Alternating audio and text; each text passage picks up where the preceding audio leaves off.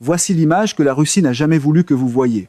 Une bombe de 1000 livres, guidée par satellite, conçue avec précision, lancée depuis les profondeurs de l'espace aérien russe, volant à 300 000 à l'heure vers une ville ukrainienne et atterrissant dans un champ vide, pas une fois, pas deux fois, mais 869 fois. Ce n'est pas une erreur de frappe, ce n'est pas de la propagande, c'est l'échec catastrophique, documenté et confirmé, de l'arme de champ de bataille la plus importante de la Russie.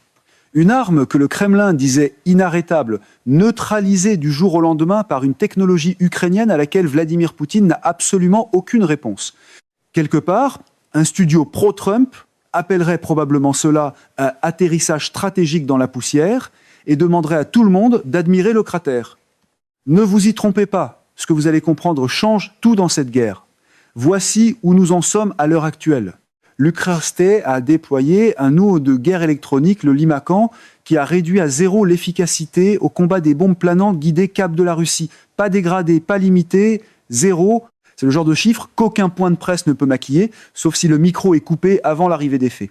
Sur une portion de 700 km de la ligne de front, la Russie a largué 869 KAB en un seul mois. Le total des pertes ukrainiennes causées par ces frappes, 8 soldats légèrement blessés, ce n'est pas de la spéculation. C'est confirmé par l'industrie ukrainienne de la défense, corroboré par des officiers de l'unité de guerre électronique Nightwatch, et cela représente le changement le plus important dans la guerre aérienne depuis le début de l'invasion à grande échelle lancée par la Russie. Voici ce qu'il faut comprendre sur l'importance de cette évolution et sur les raisons pour lesquelles la Russie est maintenant en crise.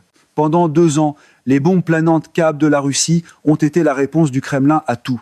Impossible de percer les fortifications ukrainiennes, larguez une KAB. Besoin de détruire une sous-station électrique, larguez une KAB. Vouloir raser un immeuble résidentiel et terroriser une population civile pour la pousser à se soumettre, larguez une KB. C'était presque une plateforme politique. Quand la réflexion échoue, on lance du métal depuis le ciel et on appelle ça de la force. À son sommet, la Russie larguait de 3200 à 3500 KB chaque mois tout au long de 2024. En 2025, ce chiffre a explosé. Au cours d'une seule semaine d'octobre 2025, les avions russes ont tiré 1370 bombes KAB en 7 jours. Prenez un moment pour mesurer cela. En une seule semaine, 1400 bombes guidées sont tombées sur le territoire ukrainien. Et maintenant, les Russes continuent de les larguer. Ils les larguaient encore. Les pilotes les libèrent. Les bombes volent. Les systèmes de guidage se verrouillent. Puis, quelque part au-dessus du territoire ukrainien, à 100 km avant la ligne de front, les signaux meurent. La navigation échoue, la bombe intelligente devient aveugle. Et une arme qui coûte 25 000 $ à la Russie, une arme conçue avec guidage par satellite, aile repliable et gouverne de précision, tombe du ciel et explose dans un champ. 25 000 $ envolés. Résultat nul. C'est la réalité qui se joue en ce moment sur l'ensemble du front ukrainien et la Russie n'a aucune idée de la façon de l'arrêter. Une facture à la Trump l'inscrirait sans doute encore comme une valeur formidable, juste sous rénovation de terrain. Pour comprendre pourquoi c'est si dévastateur pour la Russie, il faut comprendre ce qui rendait la KAB si dangereuse au départ. La KAB, Korektirumaya Aviationaya Bomba ou bombe aérienne réglable, est la version russe du système américain JDAM. Prenez une bombe non guidée, ajoutez une trousse de guidage, une navigation par satellite, des gouvernes, des ailes repliables. Soudain, vous obtenez une arme de précision capable de frapper une cible avec une marge d'erreur de seulement 20 mètres. C'est assez précis pour toucher un bâtiment particulier, un étage précis d'un bâtiment particulier. Les ailes repliables leur donnent de la portée. Les KAB standards peuvent parcourir jusqu'à 40 000. Les versions les plus avancées, équipées de modules de guidage UMPK, auraient une portée annoncée de 120 000, près de 200 km. Cela signifie que les avions russes n'ont jamais besoin d'entrer dans un espace aérien contesté. Ils lancent depuis l'intérieur de la Russie et la bombe parcourt le reste du trajet. Et les charges explosives sont énormes. Les variantes plus petites transportent 500 livres d'explosifs. Les versions intermédiaires en transportent 1000 livres. La KAB 1500 transporte une charge de 1500 kg, soit plus de 3000 livres capables de créer des cratères de 50 pieds de large et d'anéantir des bunkers en béton armé. Voici ce qu'il faut comprendre. Il ne s'agissait pas d'une arme de précision utilisée avec parcimonie. C'était une arme industrielle de masse utilisée pour saturer une ligne de front qui s'étend sur plus de 1000 km. L'Ukraine le savait. Le journal ukrainien Strana écrivait en octobre 2025 que la CAB transporte 2 ou 3 fois plus d'explosifs que les drones Shahed, volent à des vitesses plus élevées, manœuvrent de façon moins prévisible et plus petite qu'un missile, ce qui la rend plus difficile à abattre. Le portail militaire The Warzone a décrit la CAB comme un énorme casse-tête pour les défenses aériennes. Petite, rapide, sans signature thermique. La Russie avait trouvé son arme tueuse. Et pendant longtemps, c'est exactement ce qu'elle a été. Pour les guerriers de télévision qui confondent volume et victoire, cela semblait parfait, bruyant, coûteux et facile à célébrer depuis un fauteuil bien à l'abri. Mais voici ce que personne ne rapportait pleinement pendant ces mois de carnage. L'Ukraine n'a jamais cessé de riposter.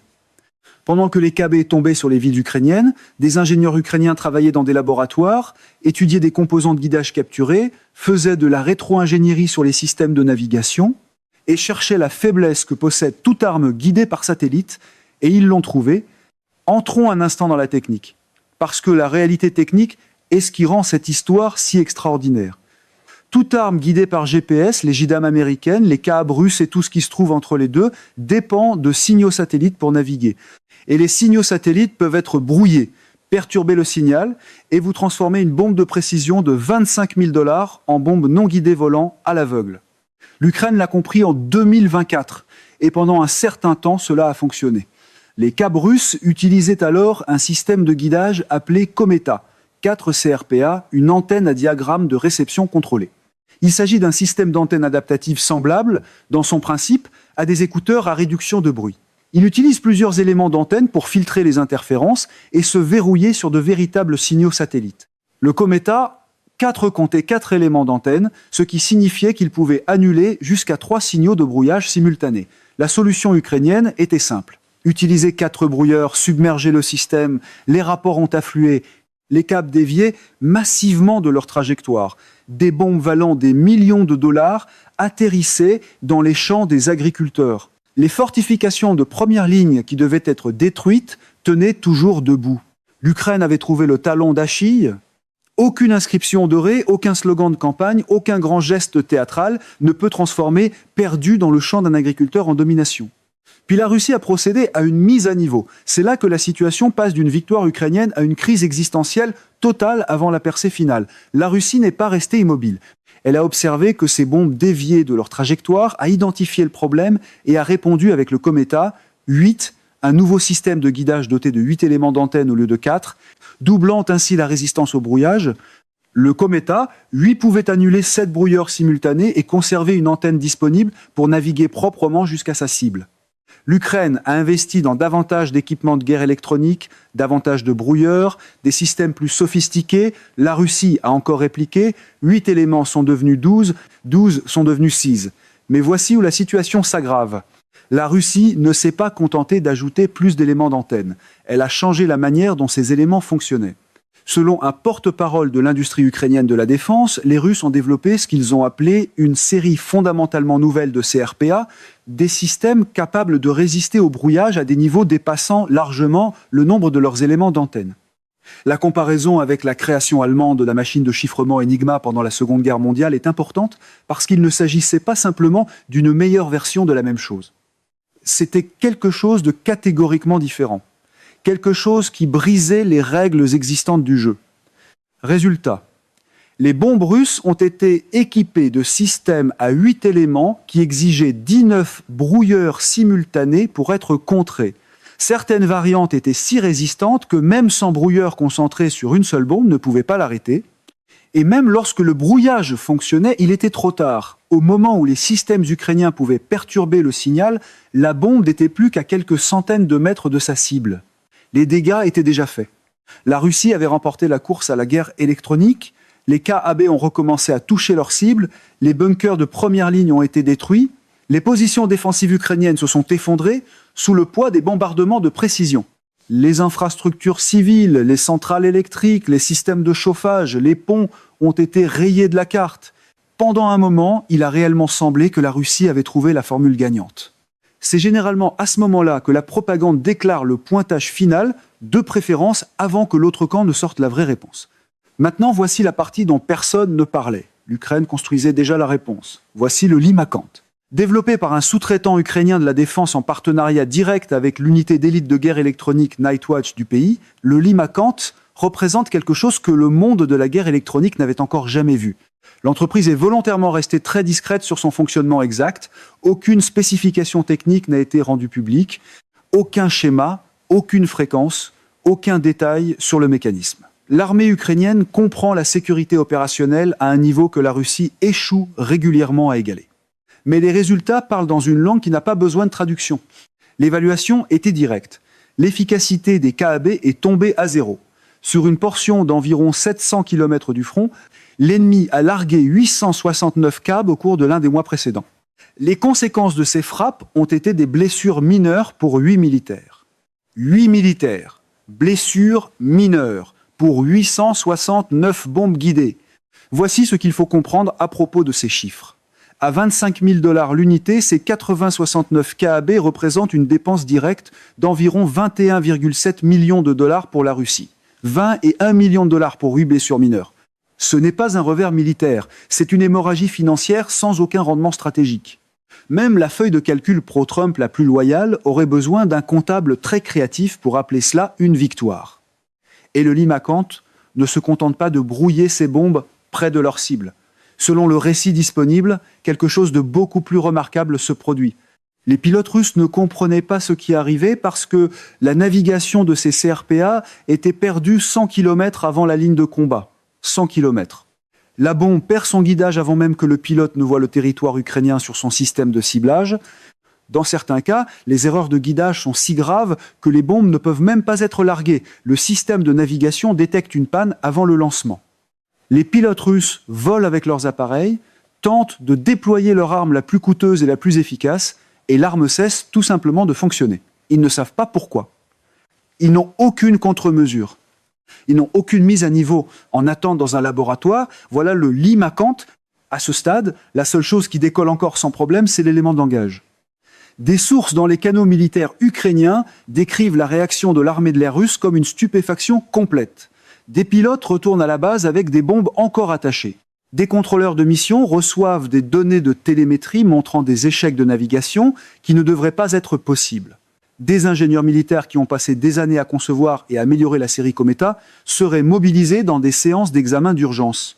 Ne vous y trompez pas, le Kremlin comprend que quelque chose de fondamental a basculé. Pendant 2 ans, le programme CAB a été l'atout stratégique de la Russie. Quand les missiles de croisière se faisaient rares, les KAB comblaient le vide. Quand les essaims de drones Shahed étaient interceptés, les KAB comblaient le vide. Quand les missiles balistiques étaient trop coûteux pour être déployés à grande échelle, les KAB comblaient le vide. La CAB n'était pas seulement une arme, c'était l'épine dorsale de la capacité russe à supprimer et à détruire les infrastructures défensives ukrainiennes à un coût soutenable. Cette épine dorsale vient d'être brisée. Le scénario de l'homme fort sonne toujours plus proprement avant que l'épine dorsale ne casse devant la caméra. Et il ne s'agit pas seulement des CAB. Le système Lima, le prédécesseur du Limacant, avait déjà fait ses preuves contre le missile le plus redouté de la Russie, le Kinzhal, une arme hypersonique atteignant des vitesses de Mach 10, lancée depuis des intercepteurs MiG, 3 modifiés, capables de voler à 25 km au-dessus du sol. Historiquement presque impossible à intercepter, le système Lima l'a vaincu avec style. Des ingénieurs ukrainiens ont configuré leurs unités Lima pour remplacer le signal de navigation satellite du Kinzhal par le signal audio d'un hymne ukrainien, Notre Père est Bandera, ce qui a fait dévier les missiles de plusieurs centaines de verges de leur trajectoire, parfois dans des directions presque comiquement erronées. Les missiles les plus coûteux et les plus redoutés de la Russie, redirigés en plein vol par une chanson folklorique ukrainienne. Voilà le niveau de domination technique atteint par les développeurs ukrainiens en guerre électronique. Il existe des notes de politique moins précises que cette chanson folklorique. Voici pourquoi cela compte bien au-delà du champ de bataille immédiat. L'entreprise Limacant affirme que son système est actuellement le seul au monde capable de supprimer les nouveaux systèmes d'antennes CRPA russes à une distance de 50 km, les KAB à plus de 100 km, ainsi que les missiles de croisière et balistiques à des distances encore plus grandes. Ce n'est pas une arme, c'est un bouclier électronique. Et l'Ukraine le déploie à grande échelle. À la fin de 2025, des responsables ukrainiens ont confirmé qu'ils étendaient la couverture du Limacant à de plus vastes portions du front, non seulement pour protéger des positions précises, Mais pour construire ce que les responsables ont décrit comme un bouclier électronique invisible et pourtant impénétrable à l'échelle de secteurs opérationnels entiers, la vision stratégique est directe. Lorsque ces systèmes sont mis en œuvre à une échelle suffisante et coordonnée entre les secteurs opérationnels, ils peuvent limiter de façon spectaculaire la capacité des bombes guidées et des drones à frapper les cibles prévues. Pensez à ce que cela signifie à grande échelle. Toute la doctrine russe de frappe de précision dépend de la capacité à cibler des emplacements précis avec des munitions guidées. Retirer ce guidage, éliminer la précision, et la Russie se retrouve avec des bombes non guidées qu'elle ne peut pas viser de manière fiable depuis des distances sûres. À ce stade, pour causer des dommages ciblés, les avions russes doivent voler dans l'espace aérien contrôlé par l'Ukraine, où les défenses aériennes ukrainiennes les attendent. Le Lymakant ne se contente pas d'arrêter les CAB. Il change le calcul du risque pour chaque mission de bombardement russe. Le calcul du risque se chante mal dans un rassemblement, et c'est probablement pour cela que la version slogan ne mentionne jamais les mathématiques. Et il reste un autre domino, le Lymakant a effectivement une limite connue parce qu'il brouille largement. Il peut affecter les drones ukrainiens qui opèrent dans la même zone, y compris les drones Mavic et les bombardiers de précision dont les forces terrestres ukrainiennes dépendent. Certains commandants de brigade se sont heurtés aux développeurs de Lima sur cette question, soutenant que le brouillage perturbe leurs propres opérations. Ce problème est réel, mais voici ce qu'il faut comprendre. Il peut être résolu. L'entreprise a déjà identifié la voie technique, modifié les drones ukrainiens pour les rendre résistants au Lima. C'est un problème de coordination, pas un obstacle technique. Les retards causés par des plaintes internes et parce que les développeurs de Lima décrivent comme des allégations de corruption infondées lancées par des concurrents ont coûté à l'Ukraine plus de 6 mois de déploiement. 6 mois pendant lesquels les câbles ont continué de tomber. Cette friction politique et bureaucratique a été sa propre forme de dommage à l'effort de guerre ukrainien. Mais le système est maintenant déployé, il fonctionne. Et la friction est, pour l'instant, résolue. Pendant que certains mouvements transforment chaque retard en courriel de financement, l'Ukraine a dû transformer le retard en ingénierie. Soyons clairs sur la suite, la Russie échoue à développer une mise à niveau Cometa capable de vaincre le Lymakant dans les 6 à 12 prochains mois. Dans ce scénario, le fardeau de la défense aérienne ukrainienne diminue fortement. Moins de missiles Patriot dépensés, moins d'infrastructures critiques détruites, l'équilibre militaire au sol se stabilise en faveur de l'Ukraine, alors que les forces terrestres russes perdent leur outil de suppression le plus fiable. La Russie accélère le développement d'un système CRPA de nouvelle génération, comparable à ce qu'elle a fait lorsqu'elle est passée du Cometa 4 au Cometa 8, puis aux variantes de classe Enigma. Dans ce scénario, la course aux armements reprend. Le chronomètre repart à zéro. L'Ukraine et les développeurs de Lima entrent dans un nouveau cycle de compétition technologique. La réalité, c'est que ce n'est pas de la spéculation. C'est le schéma documenté de cette guerre. La Russie met à niveau l'Ukraine contre, la Russie met encore à niveau l'Ukraine contre encore, mais voici la différence critique. Cette fois, les mises à niveau CRPA précédentes de la Russie étaient progressives. Plus d'éléments d'antenne, plus de résistance. Le Lymakant semble avoir fait un saut catégorique, pas progressif. L'écart technique pourrait ne pas être refermable en quelques mois. Cela pourrait prendre des années. C'est la partie à laquelle aucun slogan de solution facile ne survit. Certains problèmes ne plient pas parce que quelqu'un dit qu'ils vont plier. Et il y a une autre variable qui change tout. L'Ukraine ne mène pas cette guerre seule. L'efficacité du Lymakant contre les missiles Kinzhal, contre des armes hypersoniques que même les systèmes américains Patriot ont eu de la difficulté à intercepter de manière fiable, a attiré une attention intense des établissements de défense de l'OTAN. Les agences de renseignement occidentales qui ont passé des années à étudier les capacités hypersoniques russes examinent maintenant très attentivement ce qu'un sous-traitant ukrainien de la défense et une unité d'élite de guerre électronique ont accompli dans une relative discrétion. Cette attention a des conséquences pour le financement, pour le transfert de technologie, pour la vitesse du développement futur du Lymakant. La Russie a peu être cru qu'elle avait remporté la course à la guerre électronique. Ce n'est pas le cas. Dans les prochaines semaines, nous allons voir la réponse militaire de la Russie au déploiement du Lymakant. Et cette réponse nous dira tout sur la question de savoir si le Kremlin dispose d'une voie viable pour revenir à la domination aérienne ou si ce chapitre de la guerre est, à toute fin pratique, déjà décidé. Nous suivons aussi des informations selon lesquelles la Russie a commencé à modifier ses tactiques de missiles balistiques d'une manière qui pourrait compenser partiellement les pertes de KAB. Si ces adaptations s'avèrent efficaces, nous publierons immédiatement cette analyse. Et nous surveillons de près le déploiement du LIMACANT parce que l'écart de couverture existe encore. Certaines sections du front restent non protégées. La question de la rapidité avec laquelle l'Ukraine peut déployer le système à grande échelle pourrait déterminer la façon dont les 3 prochains mois de cette guerre se dérouleront. Voici l'essentiel. La Russie a passé 2 ans et dépensé des milliards de dollars à construire la campagne de bombardement de précision la plus rentable de l'histoire militaire moderne. L'Ukraine vient de la transformer du jour au lendemain en ferraille valant plusieurs milliards de dollars. Les livres d'histoire appelleront cela le moment où la guerre électronique a tout changé. La seule question maintenant est de savoir si la Russie peut écrire un nouveau chapitre ou si la phase aérienne de cette guerre est déjà terminée. Nous regarderons. Et si la prochaine salle de communication tente de vendre des débris comme une stratégie, au moins le champ contient déjà beaucoup de preuves.